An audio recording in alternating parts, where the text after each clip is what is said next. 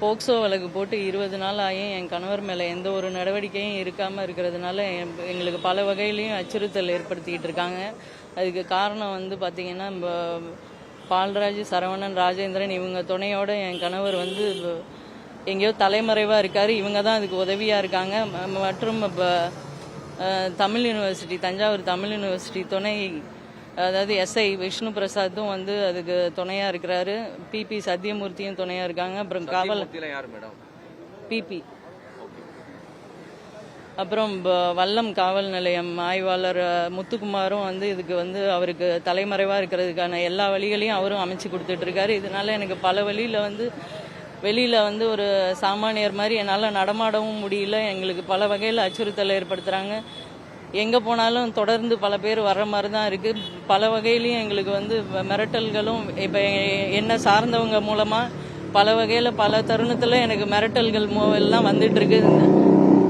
இந்த கேஸை வாபஸ் வாங்குறதுக்கு என்ன பண்ண, எதாக இருந்தாலும் பேசி தீர்த்துக்கலாம் அப்படிங்கிற மாதிரிலாம் பல வகையில் என்னை தொடர்பு கொள்றதுக்கு மிரட்டல் மூலமாக, அதாவது என்னை சார்ந்தவங்க மூலமாக பல வகையிலையும் மிரட்டல் விடுக்கிறாங்க. இது வந்து எனக்கும் சரி, என்னை சார்ந்தவங்களுக்கும் சரி பல வகையில் அச்சுறுத்தலாக இருக்குது. வெளியில் போகிறதுனால எங்களுக்கு பயமாக தான் இருக்குது. அதனால் இப்போ அதை பற்றி வந்து நடவடிக்கை எடுக்கிறதுக்கு தான் இப்போ டிஜிபி ஆஃபீஸ்க்கு வந்து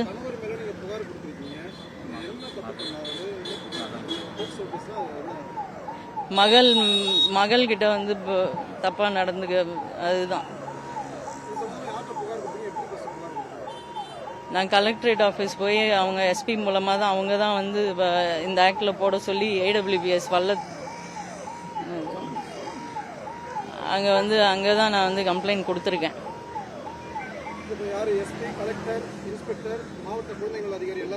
எல்லாமே இல்லை இப்போ பார்த்தீங்கன்னா, எப்படி வந்து நான் வந்து கொடுத்தது எப்படி சைல்டு வெல்ஃபேர்லாம் அந்த என்ன கொடுத்தோமோ அதெல்லாம் வெளியில் போயிருக்கு. அது எப்படின்னு எங்களுக்கும் தெரியல.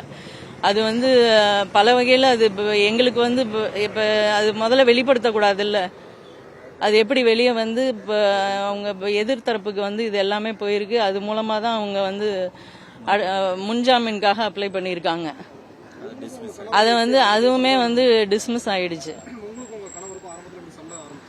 சண்டை எங்களுக்குள்ள வந்து என்ன, எல்லார் குடும்பத்திலையும் இருக்கிற மாதிரி எல்லாரும் அந்த மாதிரி ஃபேஸ் பண்றது எல்லார் குடும்பத்திலையும் இருக்கிறது தான்.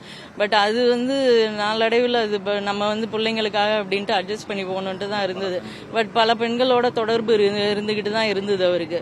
அதெல்லாம் சரி பிள்ளைங்களுக்காக அப்படின்ட்டு பொறுத்துட்டு தான் இருந்தேன். கடைசியில் பிள்ளைக்கே இந்த நிலைமைங்கிறப்ப, அதாவது என்ன சொல்றது, நிறைய அதாவது எப்படி நடந்துக்க கூடாதோ அப்படியெல்லாம் நடந்துக்கிட்டதுக்கப்புறம் நான் அமைதியாக இருந்து எந்த பிரயோஜனமும் கிடையாது.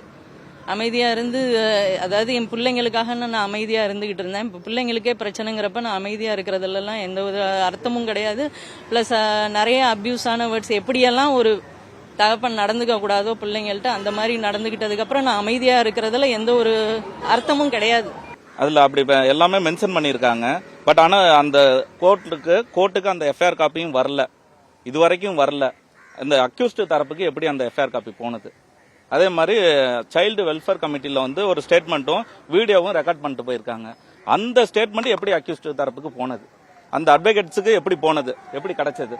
ஒன்று சைல்டு வெல்ஃபேர் ஆஃபீஸர் வந்து கொடுத்துருக்கணும், இல்லையா இன்வெஸ்டிகேஷன் ஆஃபீஸர் வந்து கொடுத்துருக்கணும். கோர்ட்டுக்கு என்ன ஃபைல் பண்ணல, கோர்ட்லயே அவங்க வந்து அந்த ரெக்கார்டை வந்து கொடுக்கல. அப்படிங்கிற பட்சத்தில் எப்படி அவங்களுக்கு போனது அப்படிங்கறத கொஸ்டின் ரைஸ் பண்ணோம். அந்த ஏபி பெட்டிஷன்லேயே வந்து அதை மென்ஷன் பண்ணி ஒரு மெமோ ரெக்கார்ட் பண்ணியிருக்கோம். அதை பேஸ் பண்ணி வந்து கோர்ட் வந்து மாண்புமிகு நீதிமன்றம் வந்து அந்த முன்ஜாமீன் மனு வந்து டிஸ்மிஸ் பண்ணியிருக்கு.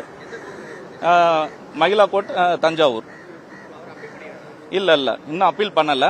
ஆனா இன்னமும் அவர் வந்து தஞ்சாவூர்ல பிபி சத்தியமூர்த்தி அவரோட அரவணைப்புல தான் இருந்துட்டு இருக்காரு. முக்கிய அரசியல் பிரமுகர் ஒருவரும் சப்போர்ட் பண்ணிட்டு இருக்கதா எங்களுக்கு தெரிய வருது.